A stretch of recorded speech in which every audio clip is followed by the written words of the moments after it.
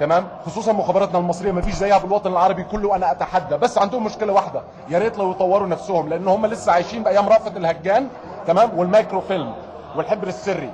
الدنيا اتطورت، ما عادش التجسس بالشكل ده. انا مهندس اتصالات. اتفضل. في قلب القاهرة وبعد شهور من ثورة 2011 اللي زلزلت أركان الدولة، كان مبنى المخابرات العامة المصرية بيشتغل في صمت، مش ضد فاسدين ولا متطرفين، إنما ضد شبح واحد بيتكلم عربي زيه زيك وبيشتغل بإخلاص. بس المصيبة الإخلاص ده مش لبلده، ده للموساد الإسرائيلي. القصة كلها بتبدأ بمكالمة دولية عابرة، واحد في تل أبيب بيدي أوامر، واحد تاني مهندس أردني ساكن في شقة هادية في مدينة نصر بيسمع وبينفذ بالحرف. اسمه بشار أبو زيد، شاب شكله عادي خالص، مهندس اتصالات جاي يشتغل ويكسب لقمة حلال. يعني من الآخر المفروض ما كانش له علاقة بالكلام ده خالص ولا يقرب حتى من الحاجات دي. بس فجأة لقينا النيابة بتقول بشار ما كانش بيسمع مكالماته بس، لا ده كان بيسرب أسرار بلد كاملة. كل كلمة، كل رقم، كل همسة تقريبا كانت بتطير من هنا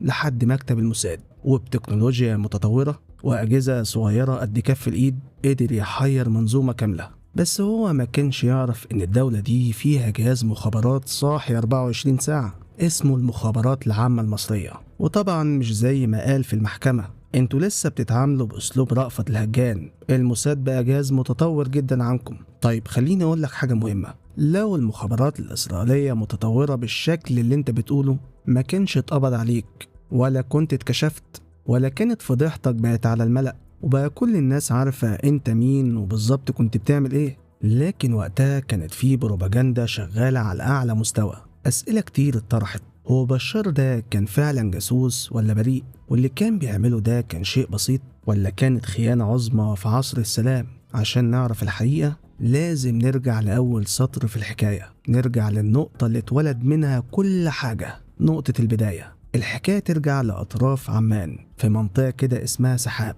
اتولد شاب اسمه بشار إبراهيم عبد الفتاح سنة 1980، شاب عادي زي أي حد فينا أو المفروض يعني. من هو صغير وهو مهووس بعالم الإلكترونيات والبرمجة، أي كرسي يلمحه بعينه يدخل ويغوص جواه ويطلع منه بشهادات وخبرات كتير قوي. سنة 2003 وبشار لسه عنده 23 سنة فتح مكتب اتصالات بسيط كده على قد الحال في عمان، وكان في باله حاجة واحدة بس، إن الشهادات والخبرة دي لازم تفتح له باب رزق كبير. بس للأسف السوق هناك طلع نايم شوية، يعني مش شغال زي ما كان متخيل، والربح كان بالعافية، لدرجة إنه بقى كل يوم يصحى من النوم يبص في المراية ويسأل نفسه هي الدنيا كده وقفت ولا لسه في باب تاني مستنيني؟ بس بشار كان من الناس اللي عنيدة قوي، اللي هو إيه، ما يحبش يستسلم بسهولة.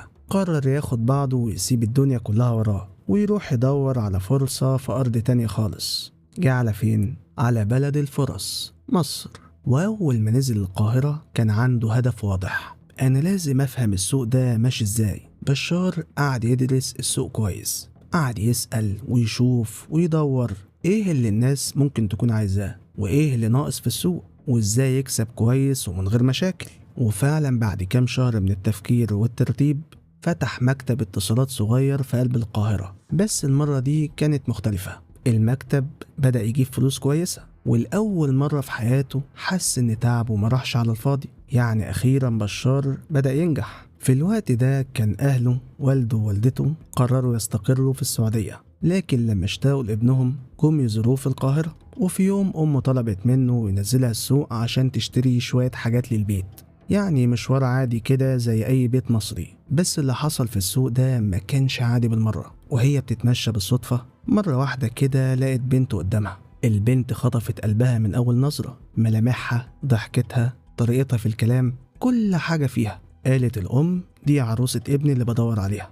كلمة من هنا على كلمتين من هناك والست بذكاء الأمهات عرفت كل حاجة عن البنت دي، ورجعت البيت بمنتهى الحماس وقالت لابنها بشار اسمع يا واد يا بشار، أنا النهاردة لقيت لك العروسة خلاص. وبالفعل كام يوم وكانت الخطوبة خلصانة والزواج جه بسرعة. كان الدنيا كلها كانت مترتبة له، وخلفوا بنت زي القمر، واستقر بشار في مصر وخد إقامة دايمة كمان. يعني الدنيا بدأت تمشي معاه بشكل حلو قوي. شغله بدأ يكبر ومكتبه اللي بين مصر والأردن اشتغل تمام، وحس أخيرا إن الحياة بدأت تستقر. بس رغم كل ده بشار من جواه ما كانش راضي، حاسس إن اللي بيكسبه ده قليل وإنه ممكن يقدر يكسب أكتر من كده حتى لو الطريق التاني ده مش مضمون. وهنا بقى الشيطان لعب لعبته المعتادة. عارف انت لما الشيطان يقعد يزن عليك ويوسوس في دماغك بفكرة كده ويقولك يا ابني مش هتخسر حاجة، طب ما تجرب. بشار افتكر فكرة كان سمعها قبل كده من واحد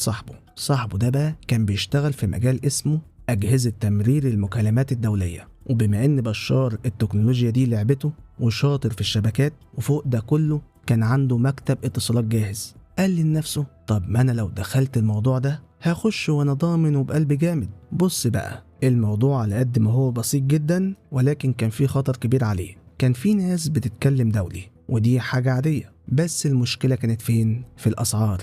الدقيقة الواحدة دولي كانت بتكلفك 10 أو 15 جنيه. تخيل انت بقى كده معايا، لو عندك قريب ولا صاحب شغال بره وبتكلمه كل شوية هتدفع كام في الشهر؟ رقم كبير جدا. وهنا بدأ يظهر بشار قال لنفسه الناس دي بتدفع كتير قوي وانا اقدر اوفر لهم الخدمة دي بربع الثمن. وفعلا عمل خدمة مغرية جدا للناس، الدولي بسعر المكالمة الأرضية أو أرخص كمان. طب إزاي؟ بأجهزة صغيرة وحركات إلكترونية كده من اللي هو بيحبها قدر يحول المكالمات دي تعدي عن طريق الإنترنت، وبدل ما تدفع 10 جنيه في الخدمة تدفع جنيه أو أقل. طبعا الناس كانت فرحانة وبشار كان فرحان بالمكسب، بس اللي ما كانش يعرفه بشار ولا الناس اللي حواليه إن الحاجات دي في نظر الدولة كانت جريمة كبيرة جدا. ليه بقى؟ لأن المكالمات اللي بتعدي من الإنترنت دي كانت خارجة بره الشبكة الرسمية للدولة. رقم 1 بتسبب خسائر ضخمة جدا لشركات الاتصالات، ورقم 2 الموضوع ده كان ممنوع دوليا لأن المكالمات دي مش بتخضع تحت الرقابة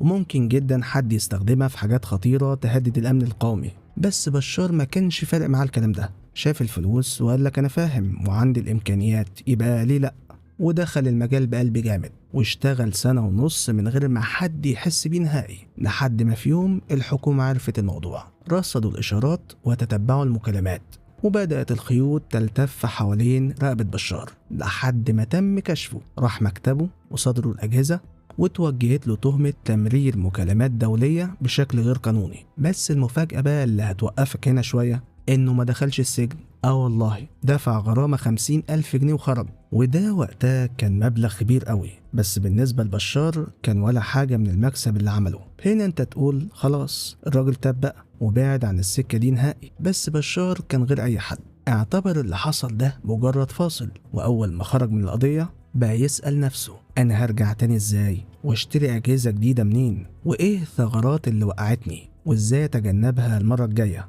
وبين الأفكار اللي كانت عمالة تخبط في دماغه دي حصلت الصدفة. أيوة، الصدفة اللي مش بس رجعته للمجال، لأ دي قلبت حياته كلها، حولته من مجرد شخص بيهرب مكالمات عشان يكسب قرشين زيادة لواحد بيكتب اسمه في قوائم الاتهام بالتجسس والتخابر لصالح أخطر جهاز مخابرات، الموساد الإسرائيلي. في يوم عادي جدا بشار كان قاعد في مكتبه، قاعد بيشرب قهوته ويقلب على النت زي أي يوم، بس المرة دي كان مختلف لأن بشار كان في دماغه فكرة، الفكرة مش عايزة تسيبه من يوم القضية اللي عدت. عقله كان لسه متعلق بأجهزة تمرير المكالمات. المهم بدأ يفتش في النت زي اللي بيدور على حاجة مهمة جدا، يدخل منتديات غريبة ويكتب كلمات مفتاحية محددة جدا كأنه بيدور على كنز في قلب زحمة الإنترنت. وفجأة مرة واحدة كده عينه وقعت على إعلان غريب بس مألوف. الإعلان مكتوب بلغة إنجليزية بسيطة جدا، عليه لوجو الشركة واضح وتحته مكتوب بشكل صريح جدا شركة إسرائيلية متخصصة في تمرير المكالمات الدولية، بتوفر أجهزة للبيع أو الإيجار وفرص تشغيل حصرية في الشرق الأوسط. الغريب بقى واللي ممكن يخليك تستغرب إن الإعلان ده كان ظاهر بشكل علني جدا، كأنه إعلان عادي زي اللي بيبيع موبايلات مستعملة أو شقق للإيجار. بس في الحقيقة بقى في الدوائر الغريبة دي النوع ده من الإعلانات مش نادرة، الناس اللي في المجال ده متعودة عليها كويس والإنترنت مليان الحاجات دي، بس مش لأي حد، دي حاجات بتظهر للي بيدور عليها. بشار وقف لحظة قدام الإعلان، لقى على الموقع إيميل واضح وصريح للتواصل ومعلومات تانية عن خدماتهم. طبعا بشار ما صدقش نفسه، على طول كتب رسالة من غير تردد: مرحبا، أنا بشار أبو زيد، أنا مهندس اتصالات أردني ومقيم في مصر، عندي خبرة كويسة جدا في تمرير المكالمات الدولية واشتغلت في المجال ده قبل كده، حابب جدا أتعاون معكم. وبعدها قعد يستنى أسبوع ورا أسبوع ومفيش أي رد، لدرجة إنه بدأ يفقد الأمل ويقول لنفسه هو أنا اللي بعمله ده صح؟ هو أنا ليه أساسا دخلت نفسي في السكة دي؟ لكن فجأة وبعد 45 يوم بالظبط من الرسالة لقى رقم غريب بيرن عليه، رقم مش مصري، لا ده رقم دولي. بشار بص للشاشة واستغرب، رد بحذر ولسه بيقول ألو مين معايا؟ لقى صوت هادي جدا بيقول له انت بشار؟ انت اللي بعتلنا من فترة، لسه عايز تأجر الجهاز ولا غيرت رأيك؟ بشار استغرب شوية بس رد بسرعة وقلبه منتهى الحماس، لا لسه مهتم وعايز الجهاز طبعا. الراجل من الناحية التانية قال له بمنتهى الثقة كويس، اسمع يا بشار، احنا ما نقدرش نبعتهولك مباشرة، فتجهز نفسك وتسافر على اليونان وهناك هشرح لك كل حاجة بالتفصيل. وفعلا بشار اخد بعضه وسافر اليونان، وعلى اساس انه رايح يجيب اجهزة اتصالات. لكن هناك قابل واحد اسمه دان، ضابط من الموساد الاسرائيلي. دان سلم عليه وقال له بمنتهى الوضوح انت اكيد عارف احنا مين بالظبط، والجهاز اللي انت عايزه ده مش هيشتغل لحسابك، ده هيشتغل لحسابنا جوه مصر، وطبعا مش هنطلب منك تدفع ثمنه دلوقتي، كل اللي احنا محتاجينه منك انك ترجع مصر دلوقتي واحنا هنشحن لك الجهاز ده على دفعات صغيرة عشان محدش ياخد باله منه، ودلوقتي هقولك تزرعه فين بالظبط. وفعلا فتح قدامه خريطة واضحة جدا وشاور له على نقطة في شمال سيناء وقال له شايف المنطقة دي اسمها العوجة، منطقة حدودية حساسة جدا وفيها برج اتصالات مهم، انت بقى هتزرع الجهاز ده هناك. وبدأ داني يشرح له بالتفصيل كل حاجة، طريقة التركيب وطريقة الإخفاء، ومش كده وبس، ده كمان علمه ازاي يتنكر في صورة مهندس من شركة موبينيل، يعني لو واجهه أي موقف وهو داخل أو حد تعرض له يقدر يتعامل معاه بكل سهولة. وفعلا بشار نزل مصر زي ما قال له بالظبط، وقعد يستقبل الشحنات الصغيرة قطعة قطعة وركب الجهاز بإيده كأنه خبير في الموضوع ده من زمان. والمفروض بقى إن بشار كان بعيد خالص عن الكلام ده، ولا عمره يتخيل نفسه رايح شمال سيناء عشان يزرع جهاز لصالح الموساد الإسرائيلي، لكنه عملها، أخد بعضه سافر منطقة صحراوية مهجورة، مكان مفيهوش بني آدم بس فيه برج اتصالات ضخم جدا، وهناك بمنتهى السهولة دخل متخفي خدع كل اللي شغالين وزرع الجهاز في قلب البرج من غير ما حد يشك فيه لحظة واحدة. والمصيبة الأكبر اكتشف بعد كده إن قوة الجهاز اللي زرعه ده بتوصل إشارته ل 26 كيلو متر جوه الأراضي الفلسطينية المحتلة، يعني من الآخر كده كان بيساعد في عملية تجسس كاملة لصالح الموساد. وبعد فترة قصيرة لما الموساد تأكد من نجاحه قالوا له خلاص يا بشار احنا محتاجين منك خدمة جديدة ودي مهمة جدا، عايزين عدد كبير من شرائح الاتصال بس شرط انها تكون من شركة موبينيل بالتحديد وتتجهز وتتسرب بشكل سري جدا من غير ما حد يلاحظ. طيب هعملها ازاي؟ الفكرة كانت ذكية جدا واكيد الموساد متخصص في اللعبة دي، قالوا له هات الشرايح وحطها جوه لعب اطفال. والله تخيل انت بقى المنظر، لعب اطفال بريئة هتبقى وسيلة لتهريب شرايح اتصال وتشتغل لصالح جهاز استخباراتي خارجي. وبالفعل بشار بدأ يجمع الشرايح بهدوء، يروح يشتري اللعب، يفتح كل لعبة بمنتهى الحذر ويحط فيها الشريحة ويرجع يقفلها كأنها جديدة لنج. بعدها ياخد اللعبة دي لشركة شحن عادية ويبعتها على عناوين حددوها له برا مصر من غير ما يسيب أي أثر يدل على إن في حاجة مشبوهة بتحصل. تخيل انت بقى العملية دي فضلت شغالة قد ايه، لدرجة ان بشار قدر يبعت 1200 شريحة اتصال بالطريقة دي. عارف الشرائح دي عملت ايه؟ الشبكة كبرت بشكل مرعب والمكالمات اللي عدت من خلالها وصلت ل65 ألف مكالمة، زي ما بقولك كده 65 ألف مكالمة كلها تحت المراقبة، كلها الموساد بيسمعها ويتصنت عليها، وكل ده جوه مصر من غير ما حد في البلد ياخد باله. يعني بشار اللي المفروض ما كانش له علاقة نهائي بالحاجات دي قدر يكون شبكة كاملة تشتغل لصالح أخطر جهاز مخابرات في المنطقة كلها. طبعا الكلام ده مش اتهام، الكلام ده حقيقة، ولكن قبل ما ياخد الحكم كان بيقول أنا ما عملتش حاجة وأنا ماليش علاقة بالموساد الإسرائيلي. ولكن بعد ما أخد الحكم نبرة صوته اتغيرت وقال بمنتهى الفخر جهاز الموساد الإسرائيلي قوي جدا وانتوا لسه بتتعاملوا بعقلية رأفت الهجان، معنى كده انه كان شغال معاهم ومرتب كل حاجة. المهم في سنة 2010 فجأة كده ومن غير مقدمات بشار جاله أمر مباشر تسافر تركيا حالا، ولا أي تفاصيل زيادة ولا حد قال له رايح ليه مجرد تذكرة سفر وإيميل فيه اسم فندق ورقم يتصل بيه لما يوصل. وفعلا بشار سافر، بس اللي حصل هناك ما كانش ليه علاقة نهائي باللي هو متخيله. من أول ما نزل المطار لقى ضابط من الموساد الإسرائيلي بنفسه بيستقبله، ركبه عربية سوداء بنمر مزورة وقعد يلف بيه بالساعات لحد ما وصلوا منطقة مهجورة تماما فيها مستودع كبير وضخم. بشار طبعا في دماغه انه رايح تركيا عشان شغل الاتصالات، بس فجأة الضابط بصله وقال له بمنتهى البرود لما ترجع مصر هتفتح شركة استيراد وتصدير. بشار اتلخبط جدا وقال له استيراد وتصدير ايه بس؟ انا شغلتي كلها اتصالات، ايه اللي دخلني في المجال ده؟ ضابط الموساد قال له انت خلاص بقيت واحد منا ولازم تنفذ اللي يطلب منك بالحرف. بشار لقى عبوات شكلها عادي جدا مكتوب عليها إنها مستحضرات تجميل زي الكرياتين اللي الستات بتستخدمه لفرد الشعر، كريمات وشامبوهات وحاجات عادية خالص. بشار قال له معقولة مهندس عبقري زيي هيشتغل في تهريب الكريمات والكلام الفاضي ده؟ هنا ضابط الموساد بصله وقال له كلمة واحدة، المهم إن المنتجات دي تلمس الجلد. بشار طبعا استغرب ولتاني مرة، طيب ليه يعني؟ إيه الهدف؟ وهنا كانت الصدمة. الضابط رد عليه بكل هدوء، عشان المنتجات دي أول ما تلمس الجلد بتفرز مواد بتسبب سرطان أو عقم، والهدف واضح جدا، بتستهدف السيدات والبنات المصرية عشان نقطع نسل المصريين. تخيل انت بقى المصيبة، بشار اللي المفروض كان رايح يشتغل في مجال الاتصالات لقى نفسه في قلب خطة خطيرة جدا هدفها مصر كلها. وقبل ما يمشي الضابط اداله قائمة جديدة فيها شرائح اتصال تانية وقال له العملية اللي كنا شغالين عليها لسه مخلصتش، هترجع تكملها ومعاها العملية الجديدة اللي هتبدأ دلوقتي. وفي يوم عادي جدا وفي قلب القاهرة خرج بشار من شقته وهو متوتر، بس عمال يداري توتره ده بابتسامة مصطنعة كأنه بيقول للناس أنا تمام ومفيش حاجة حصلت. كان شايل شنطة في إيده صغيرة،